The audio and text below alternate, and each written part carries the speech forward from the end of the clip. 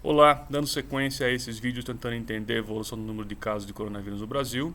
Eu continuei acompanhando a evolução e ontem aconteceu um evento importante dentro da minha previsão, então eu resolvi gravar esse vídeo para vocês.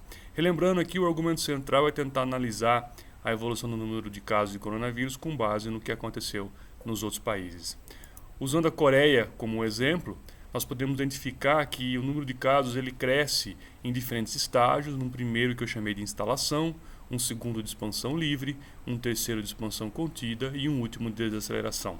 Vocês podem olhar nos vídeos anteriores mostrando a divisão exata de cada um desses estágios, como que eu calculo eles, bem como esse gráfico que mostra o logaritmo do número de casos ao invés do número de casos. Eu continuei analisando esses dados dessa maneira que eu vinha analisando anteriormente, e já no dia 5 de abril, ou seja, 21 dias atrás, eu postei esse gráfico que mostra então o logaritmo do número de eventos, no número de casos de coronavírus em função do tempo. Aqui em cima nós temos meses, os dias do mês, março e abril. E nós estávamos aqui nesse ponto verde que mostrava então no dia 4 de abril o número de casos de coronavírus aqui no Brasil confirmados da ordem de 10 mil casos naquele momento. E eu coloquei para vocês algumas possibilidades de evolução, ilustradas aqui por uma evolução exponencial, que era essa tracejada, por uma evolução do tipo da Coreia do Sul, que implementou um conjunto de medidas que conteve de maneira muito adequada a evolução da infecção, e uma evolução do tipo da Itália, que mostrava um total insucesso em conter a doença. Essas faixas vermelhas eram cálculos com base em 3 tipos de subnotificação do número de casos aqui no Brasil, do momento no qual a gente chegaria a um caos, do momento no qual a gente começaria a ter falta de leitos em UTI aqui no Brasil. O número de respiradores passaria a ser insuficiente para atender o número de pessoas infectadas necessitando de respiradores. O que faz a transição em cada um dos estágios, o que faz a evolução ser mais lenta ou ser mais rápido, ser exponencial ou não ser exponencial, é um conjunto de medidas que são implementadas pelos governos e seguidas pela população. A gente já sabe quais são essas medidas, e no Brasil a medida que é mais viável tem sido o isolamento social, a quarentena. Como é que esse gráfico evoluiu desde o dia 5 de abril até hoje? E é por isso que eu resolvi gravar esse vídeo. A evolução desde o dia 5 continuou exponencial até exatamente o momento em que eu previa em que ela podia sair do regime exponencial. E logo nos primeiros dias aqui, depois do dia 10 de abril, essa evolução deixou de ser exponencial. Notem que os pontos verdes eles começam a ficar distantes da linha vermelha tracejada, que é uma extrapolação do comportamento exponencial. Então, se a gente continuasse no regime exponencial de expansão contida, a gente ia seguir essa linha tracejada aqui. Os pontos verdes começam a sair, se distanciar desse regime exponencial, e por 3 dias eu fiquei muito esperançoso, achando que a gente teria um sucesso bastante grande, porque os pontos estavam próximos ao regime da Coreia. No entanto, depois do terceiro dia que a gente deixou o regime exponencial, que foi da ordem ali do dia 13 de abril, a gente continuou crescendo de novo, se distanciando do regime implementado na Coreia, como pode ser mostrado por esses pontos verdes aqui. O que aconteceu ontem foi que o primeiro ponto toca essa região vermelha, como eu coloquei aqui, a região que deve começar a faltar respiradores e leitos de UTI no Brasil. Onde vai faltar e exatamente quando vai depender um pouco agora de região para região. Mas esse cálculo que considera a média no Brasil previa então já lá no começo de abril que quando esse ponto verde começasse a tocar a região vermelha, em algumas regiões iam começar a ter falta de leitos. Bom, a gente tem visto isso na mídia nos últimos dias. Estão aqui notícias de alguns jornais mostrando a falta de leitos e de respiradores acontecendo recentemente. Parece que os 2 estados que primeiro vão sentir essa falta são o estado do Rio de Janeiro e o estado do Amazonas, onde nós temos visto imagens lamentáveis na mídia de pessoas mortas por falta de atendimento, de enterros em grupo, e bastante triste essas imagens que a gente tem visto nos últimos dias. Analisando com um pouquinho mais de cuidado então a evolução só no Brasil, agora eu tirei daqui a Itália e a Coreia, porque a gente já sabe que a gente não é tão bom quanto a Coreia, nem tão ruim quanto a Itália. Nós estamos seguindo já a nossa tendência nesse terceiro regime, esse regime que eu chamei de desaceleração. Então estão aqui o primeiro regime de expansão livre no Brasil, o segundo regime de expansão contida aqui no Brasil, e esse terceiro regime que se iniciou então lá para o começo de abril e segue até hoje aqui, o último ponto colocado ontem à noite, no dia 24 de abril. De novo, as faixas vermelhas, diferentes regimes de subnotificação, sendo o primeiro ponto aqui já tocando esse primeiro faixa vermelha. Eu analisei esse gráfico um pouquinho mais de detalhes, e agora, ao invés de usar a Coreia ou a Itália como modelos, eu fiz a nossa própria tendência. E para minha surpresa, esse regime aqui, ele não apresenta uma curvatura semelhante às dos regimes de desaceleração dos outros países. Ele continua sendo descrito por uma curva que é muito parecida com uma reta. Vocês não conseguem ver a olho nu, mas como eu fiz a conta matemática, ela não é exatamente uma reta, ela tem uma leve curvatura.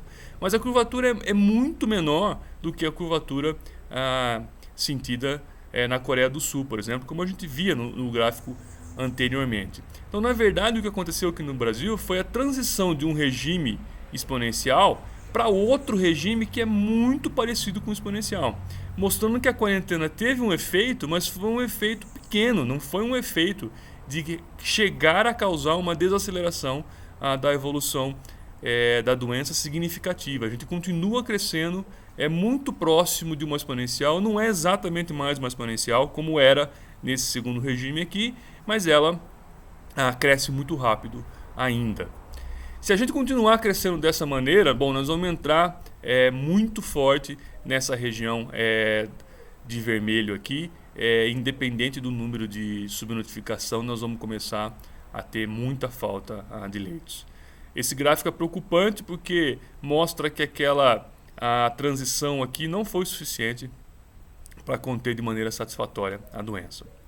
Eu dei uma olhada no estado de São Paulo, e no estado de São Paulo tem mais elementos para se considerar. Tem um elemento aqui que alguns amigos já tinham me notificado. Vocês percebem que a cada semana tem um degrauzinho.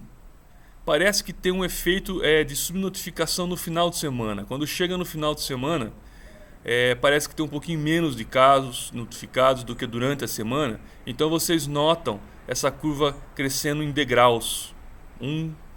Outro degrau, outro degrau, outro degrau. Cada degrau desse tem duração de uma semana, o que provavelmente tem a ver com os finais de semana que tem menos exames e menos gente trabalhando. Dito isso, o comportamento geral é muito parecido com o comportamento do Brasil. Na verdade, o maior número de casos é no estado de São Paulo, então aquela curva do Brasil está dominada por essa curva do estado de São Paulo. Nós temos aqui o primeiro regime em São Paulo de expansão livre, nós temos um segundo regime de expansão contida, que vai até aqui, aproximadamente de novo o dia 10 de abril, e nós temos agora um terceiro regime que de novo ainda é muito parecido com o da exponencial, não é uma redução da velocidade significativa. O que eu consegui fazer um pouquinho a mais para o estado de São Paulo, que eu não consigo fazer para o Brasil, é que o estado de São Paulo tem liberado vários dados com informes diários da evolução da doença. Inclusive eles têm notificado qual que é a ocupação oficial do número de leitos de UTI. Ontem, o governador, no seu comunicado, anunciou que a ocupação está da ordem de 77,3% dos leitos. E nessa reportagem aqui, que foi feita com a informação oficial do governador, a gente consegue calcular que 15% dos casos confirmados de coronavírus aqui no estado de São Paulo estão precisando de ir para a UTI em algum momento. Então isso faz com que eu não preciso me preocupar com a subnotificação, porque agora eu sei qual que é a porcentagem do número de casos confirmados que precisam de UTI. E naquela reportagem também, o governador declarou que hoje no estado de São Paulo, depois de um esforço grande que foi feito para aumentar o número de leitos, nós temos 4.300 leitos de UTI reservados para tratar pacientes do caso de coronavírus. Assim como a regra de 3 simples, a gente consegue calcular que o número máximo de casos confirmados de coronavírus que pode ter no estado de São Paulo é 29.600 casos. Se a gente tiver 29.600 casos de coronavírus, considerando que 15% deles vão precisar de UTI, nós vamos ocupar exatamente os 4.300 leitos de UTI. O próximo caso vai faltar leito de UTI. Essa faixa vermelha mostra exatamente 29.600. Se você olhar aqui nesse lado direito do gráfico, que mostra o número de eventos, nós temos aqui nesse lugar que estou mostrando aqui agora, 10.000. Esse segundo aqui é 20.000. Esse terceiro seria 30.000. Nós temos então 29.600, um pouquinho para baixo desse terceiro pino aqui. Eu tracei essa zona vermelha.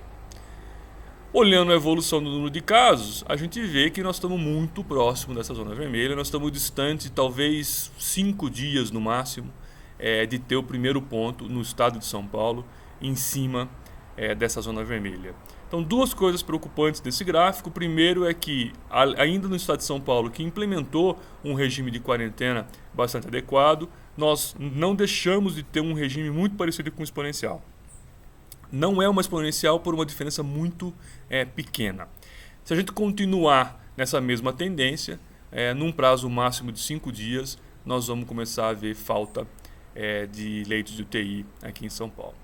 Então, a mensagem final que eu gostaria de passar nesse vídeo é que vocês notem que desde o começo de abril eu tenho feito essas contas e que a evolução do número de casos tem seguido exatamente as previsões desses modelos que não são os modelos mais complicados que a gente pode fazer para descrever a evolução. É, na verdade, um modelo matemático, estatístico correto, mas talvez um dos mais simples que possam ser feitos. Mesmo assim, a gente consegue prever a evolução do número de casos com uma precisão muito boa. E a gente consegue prever com uma qualidade de alguns dias o momento no qual o caos vai chegar. De acordo com essas contas, aqui no estado de São Paulo, nós vamos começar a ter falta de leito num prazo máximo de 5 dias. Nesse momento agora, as autoridades e a sociedade estão começando a discutir a possibilidade de relaxamento da quarentena. E olhando para esses gráficos, eu não vejo nenhum motivo pelo qual a gente deveria diminuir a rigidez do pacote de contenção do coronavírus que a gente tem nesse momento. Muito pelo contrário. Essa transição que aconteceu aqui no estado de São Paulo do segundo regime para o terceiro regime, ela aconteceu em função da quarentena que foi implementada lá no final de março. Então, praticamente 25 dias depois da quarentena implementada, nós sentimos uma transição na evolução do número de casos. Mesmo assim, essa transição não foi suficiente para tirar o regime de um crescimento exponencial. Ele continua sendo muito parecido com o exponencial e se aproximando rapidamente da região do caos. Então, olhando friamente para os números, a quarentena teve um efeito, mas não foi um efeito suficiente para evitar a ocupação total do número de leitos no estado de São Paulo, que ainda deve acontecer nos próximos dias. Dessa forma, eu não vejo nenhum motivo para que a gente pense em relaxar as restrições que foram impostas até agora. Até mais, obrigado.